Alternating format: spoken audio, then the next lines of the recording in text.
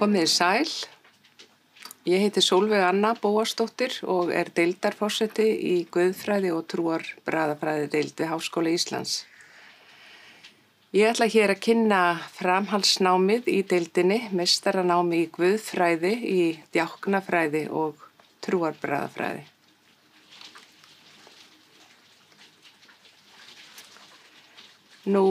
Framhaldsnámsleiðirnar við deildina eru 5.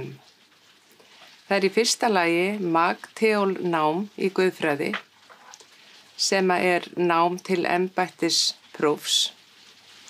Í öðru lagi það meistaranám í guðfræði. Í þriðja lagi meistaranám í djáknafræði. Fjórða lagi meistaranám í trúarbragðafræði og að lokum doktorsnám í guðfræði. Ef við byrjum á því námi sem fjölmennast hjá okkur og hefur verið, þá það magteólnámið í guðfræðinni. Og hér þarf að segja það að prestsnámið sem okkar aðalnám við deildina má segja, samsett af 180 einingum á BA-stigi og 120 á magteólstigi eða meistarastigi. Inntökuskilyrði í þetta nám, framhaldsnámið, að hafa lokið BA-námi í guðfræði með fyrstu einkunn 7,25. Og hér mikilvægt að nefna að til þess að öðlast embættisgengi og geta yfirleitt sótt prestsembætti innan þjóðkirkjunnar, þá þarf að ljúka starfsþjálfun sem ekki á vegum deildar, heldur á vegum þjóðkirkjunnar. Þannig að þarna eru 2 hlutir sem verða að koma saman. Meistaranámið í guðfræði samsett á hefðbundinn hátt, þar að segja, það 120 eininga nám og því getur lokið annaðhvort með 30 eininga MA-ritgerð eða 60 eininga. Það því hann annars vegar hægt að taka námskeið sem nemur 60 einingum eða 90 einingum. Og inntökuskilyrði í þetta nám að hafa lokið BA-námi í guðfræði með fyrstu einkunn. Og hér mikilvægt að nefna það að kanteólnámið eða magteólnámið,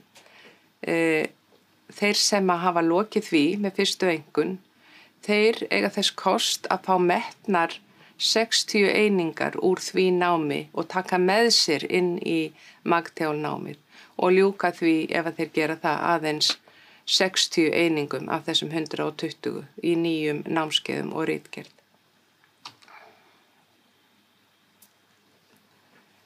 Meistaranám í djáknafræði nýjasta námsleiðin í Guðfræði og trúarbragðafræðideild og hún hefst frá og með haustmissirinu 2022 og að sjálfsögðu 120 eininga og áætla að taki 2 ár að ljúka því. Og varðandi inntökuskilyrði hér, þá þurfa umsækjendur að hafa lokið BA-prófi í guðfræði eða BA-prófi í félagsráðgjöf eða uppeldis- og menntunarfræði, BA-prófi eða BS-prófi í hjúkrun og allt þetta með fyrstu einkunn. Þannig að hér mjög opin skilyrði fyrir umsækjendur að komast í þetta nám í djáknafræðina. Og hér skal líka tekið fram að starfsþjálfun djáknanema á vegum þjóðkirkjunnar og ekki hluti af þessum 120 einingum.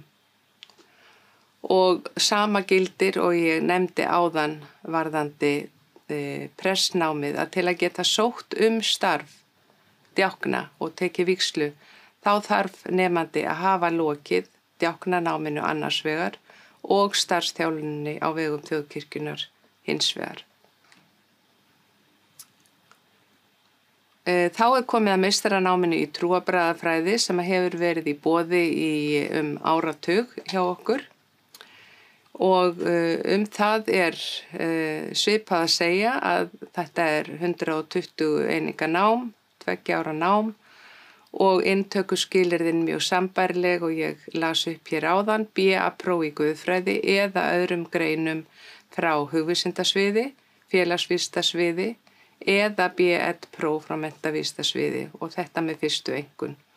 Eða hér ber að nefna að sambærilegt nám sem að hefur verið stundað annars staðar metið af deild þegar sú staða kemur upp. En í þessu námi eru námskeiðin bundin við 90 einingar og MA-ritgerðin við 30 einingar, eins og hefðbundið Og þá aðeins eftir síðasta námsleiðin á framhaldsstigi og það doktorsnám í guðfræði. Það 180 eininga nám. Og inntökuskilyrðin í það eru MA-próf í guðfræði.